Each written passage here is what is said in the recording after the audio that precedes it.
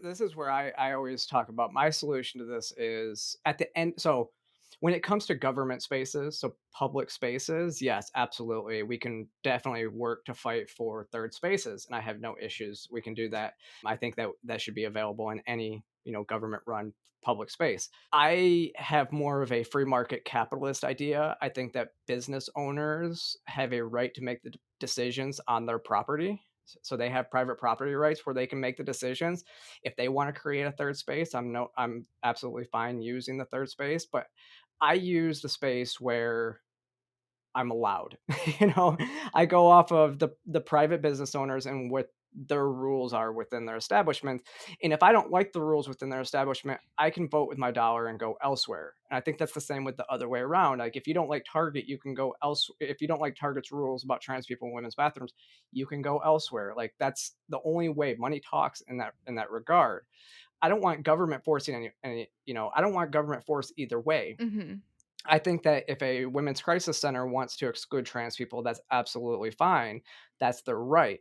I think if they want to have separate areas within that space, that's another option that they can do. Hmm. I also think that we could also look at stuff like how because what people don't want to talk about is enforcement. And if I even mention the word enforcement, they want to say that I'm trying to force my way in, or I'm saying how are you going to enforce this.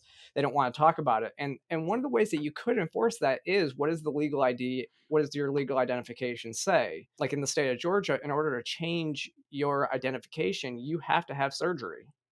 So you have to have bottom surgery in order to even get the F on your driver's license, period. So that's one option. Or you can say, with a gender dysphoria diagnosis and living as the opposite sex for a certain period of time, you can get it changed. And then that shows that you aren't just self IDing to say, I'm in this space. And those are different options we can do. But like when it comes to how it's enforced, that also falls onto a business owner.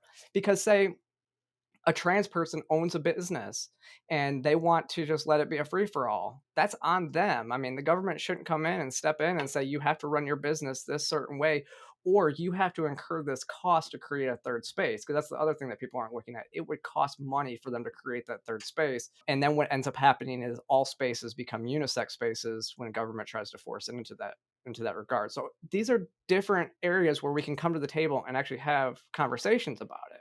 Like there's no one set way to do it. But again, a lot of people don't even want to have that conversation. The progressives want to be a full self ID system, and the red femmes and some on the right want to be, just your biological sex. And so but even if you have biological sex, then you have people like Buck Angel who look completely male going into Hmm. the women's spaces, and then how do you keep them out? And a lot of people would say, well, they everybody just goes to the men's space too, and which is kind of, in my opinion, a sexist idea in and of itself. Yeah, if you saw Buck in a women's bathroom, you would be like, "What are you doing here? You're in the wrong Exactly. place." That's nuts to me. And actually, when you're talking about the Georgia, needing bottom surgery before they switch your ID, I thought of Buck as well. Like, he popped into my head because, he's very open, Yeah, he's not had that.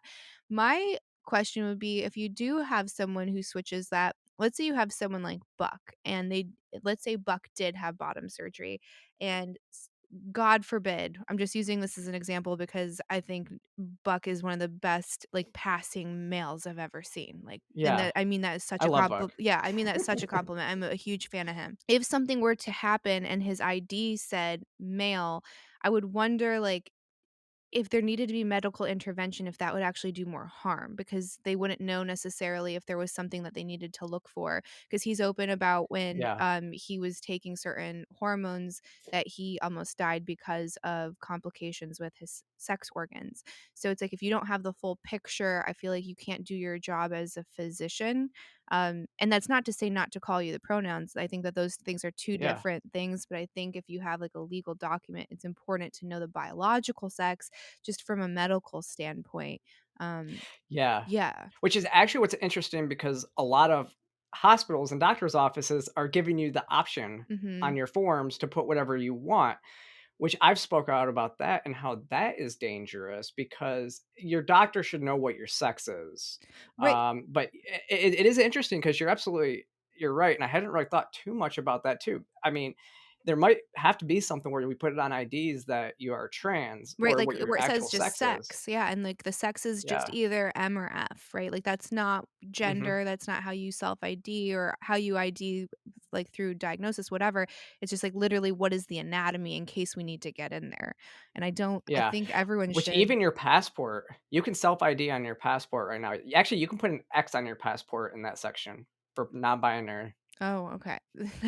See, it's just yeah, that's really But if you're interesting. traveling abroad, that is one of the issues there too. If you're traveling abroad, you could put yourself into danger if you have again, if you're in one of these areas, you could put yourself into danger if your ID says male and you present as female. That could cause a whole other sorts of issues. Well, I would say not to travel to those places because, I mean, I Yeah. have a hard rule. My husband wanted to go, he wanted to go somewhere to one of these Arab countries. I think it might have even been Dubai, and, he was trying to plan it. I was like, "I'm You can go by yourself, I won't go."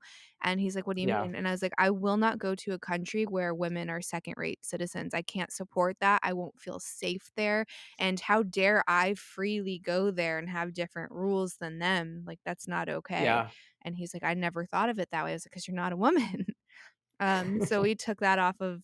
I mean, if he wants to go, he's more than welcome to, but I was like, I would never do that. So I would say the same for someone who's trans or someone who's Yeah. gay. It's why would you support that, Yeah. that theology by going someplace like that or putting yourself in danger, unnecessary danger? Yeah.